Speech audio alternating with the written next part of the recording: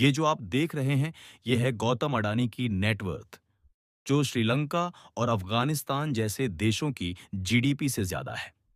पर सवाल ये है, एक साधारण गुजराती लड़का, ना बड़ी डिग्री, ना कोई खानदानी बिजनेस, फिर कैसे बना देश का सबसे ताकतवर बिजनेसमैन? यह है कहानी उस लड़के की जिसने बंदरगाह देखा और कह दिया, एक दिन इससे बड़ा पोर्ट मैं बनाऊंगा। और यहीं से शुरू होता है अदानी एम्पायर का सफर। गौतम अडानी का जन्म 1962 में अहमदाबाद में हुआ। पिता कपड़ों की छोटी दुकान चलाते थे। घर में 7 भाई बहन, साधारण जिंदगी। लेकिन एक ट्रिप ने सब बदल दिया। 1970 में स्कूल ट्रिप पर पहली बार कांडला पोर्ट देखा। तभी तय कर लिया, मुझे इससे भी बड़ा पोर्ट बनाना है। पर शुरुआत आसान नहीं थी। 1977 में भाई के साथ मुंबई आए। पहले फैब्रिक बेचते थे, फिर डायमंड का बिजनेस शुरू किया। धांजी स्ट्रीट में सीखने लगे कैसे होता है डायमंड ट्रेड। कॉलेज छोड़ा और पूरा ध्यान बिजनेस पर दिया। लेकिन मुनाफा बहुत कम, रिस्क बहुत ज्यादा। जवानी में ही एक चीज सीख ली, रिस्क में ही बड़ा खेल छिपा है। बड़ा टर्निंग पॉइंट आया 1985 में, जब राजीव गांधी सरकार ने इंपोर्ट एक्सपोर्ट पॉलिसी को खोला। अब अदानी ने प्लास्टिक इंपोर्ट करना शुरू किया। पीवीसी फिल्म बनाते और कपड़ा कंपनियों को बेचते। 1998 में अदानी एक्सपोर्ट्स शुरू हुई। यहीं से अदानी ग्रुप का जन्म हुआ। पर केवल प्रोडक्शन नहीं, उन्होंने ट्रेडिंग और कमोडिटीज में भी कूद मार दी। इंडियन मार्केट में लोग वादे तोड़ देते थे, लेकिन अदानी की सबसे बड़ी ताकत बनी विश्वसनीयता, ट्रस्ट। उन्होंने गौप्त की नीतियों को समझकर गुजरात स्टेट एक्सपोर्ट कॉरपोरेशन के जरिए टैक्स फ्री इंपोर्ट शुरू किया, जहां और कंपनियां 100% ड्यूटी देती थीं। अदानी जीरो टैरिफ में इंपोर्ट कर रहे थे। ये कानून के दायरे में तो नहीं था, लेकिन अदानी की सोच, जो मुमकिन है वो मैं करके दिखाऊंगा। अदानी एम्पायर का ये ट्रेडिंग फेज बस शुरुआत थी। 1951 में आया दूसरा टर्निंग पॉइंट, जब भारत में हुआ इकोनॉमिक लिबरलाइजेशन। सरकार ने प्राइवेट सेक्टर के लिए दरवाजे खोले और अडानी ने मौके को देखा, समझा और कैश किया। अब सिर्फ प्लास्टिक ही नहीं, अडानी ने केमिकल्स, पेट्रोलियम प्रोडक्ट्स और दूसरे कमोडिटीज भी इंपोर्ट करने शुरू कर दिए। इंपोर्ट स्केल इतना बढ़ गया कि जहां पहले 100 मीट्रिक टन लाते थे, अब 40,000 मीट्रिक टन का इंपोर्ट होने लगा।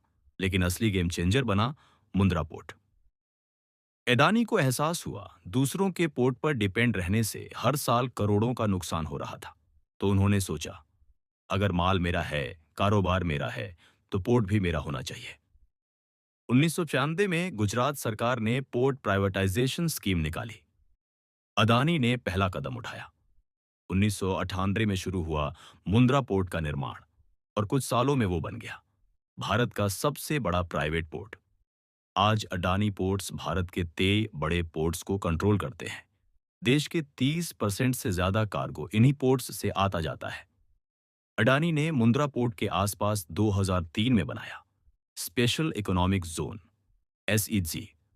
वहां कई कंपनियां आईं, फैक्ट्रीज बनी, एक्सपोर्ट बढ़ा और साथ में अदानी का मुनाफा भी। फिर उन्होंने देखा, पफीक, इन कंपनियों को बिजली चाहिए। तो अदानी पावर की शुरुआत हुई। मुंद्रा में बना चाफली सेला और सीमेंट डबलफ का थर्मल पावर प्लांट, देश का सबसे बड़ा। कोल इंपोर्ट के लिए खुद की रेलवे बनाई। पावर सप्लाई की अपने ही एसईज में। एक के बाद एक सेक्टर, पोर्ट, एसईजी, पावर, कोल, ट्रांसमिशन, गैस, सभी एक दूसरे को सपोर्ट कर रहे थे। अडानी का मॉडल बना वर्टिकल इंटीग्रेशन। जो सपना था वो अब एम्पायर बन चुका था। 2018 में सरकार ने 6 बड़े एयरपोर्ट्स प्राइवेट सेक्टर को देने का फैसला किया। लखनऊ, अहमदाबाद, जयपुर, गुवाहाटी, तिरुवनंतपुरम, मंगलौर, सभी के लिए बोली लगाई। और अदानी ने सब जीत लिए। अब अदानी बन चुके थे भारत के सबसे बड़े प्राइवेट एयरपोर्ट ऑपरेटर। उसके बाद एम्बुजा सीमेंट और एसीसी जैसे ब्रांड्स को खरीदकर कंस्ट्रक्शन सेक्टर में भी दबदबा बना लिया। अदानी अब हवा, जमीन, समंदर, हर जगह मौजूद थे। लेकिन जितनी बड़ी कामयाबी, उतने बड़े विवाद। हिंडनबर्ग रिपोर्ट ने आरोप लगाया, अदानी ग्रुप ने शेल कंपनीज के जरिए अपने शेयरों को खुद ही खरीदकर स्टॉक मैनिपुलेशन किया। नेटवर्थ $120 बिलियन से गिरकर $46 बिलियन हो गई। अदानी दुनिया के तीसरे सबसे अमीर इंसान से सीधे 27वें नंबर पर आ गए। आरोप था कि है पॉलिटिकल कनेक्शन, फेवरेटिज्म, सरकारी जमीन सस्ते में, स्टॉक मैनिपुलेशन। लेकिन अदानी ने हार नहीं मानी। फॉरेन इन्वेस्टर्स जैसे जीक्यूजी और अबू धाबी की कंपनियों ने अडानी ग्रुप में फिर से निवेश किया। अंबुजा सीमेंट और एसीसी की बड़ी डील को मैनेज किया। एसईबी की जांच चली। सुप्रीम कोर्ट ने कहा सीबीआई जांच की जरूरत नहीं। शेयर वापस चढ़ने लगे। अडानी की नेट वर्थ फिर ऊपर जाने लगी। ये वापसी थी सेल्फ बिलीफ और स्ट्रेटेजी की।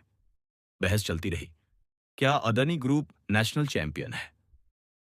जैसे साउथ कोरिया ने सैमसंग और hyundai को बनाया, क्या भारत में अडानी वही रोल निभा रहे हैं? वो देश के टॉप इंफ्रास्ट्रक्चर बना रहे हैं, श्रीलंका और इजराइल में स्ट्रेटेजिक पोर्ट्स बना रहे हैं, रिन्यूएबल एनर्जी में इन्वेस्ट कर रहे हैं। लेकिन जब कंपटीशन खत्म होता है, जब गवर्नमेंट पॉलिसीज किसी एक के फेवर में झुके, तो इनोवेशन और फेयर प्ले मर जाती है। गौतम अडानी की कहानी जीरो से बिलियनियर बनने की कहानी नहीं है। ये कहानी है सिस्टम को समझकर उसका सही उपयोग करने की, रिस्क लेने की हिम्मत रखने की और हर गिरावट के बाद वापसी करने की। तो अगली बार जब कोई कहे एक आम इंसान क्या कर सकता है, तो ये कहानी याद रखना।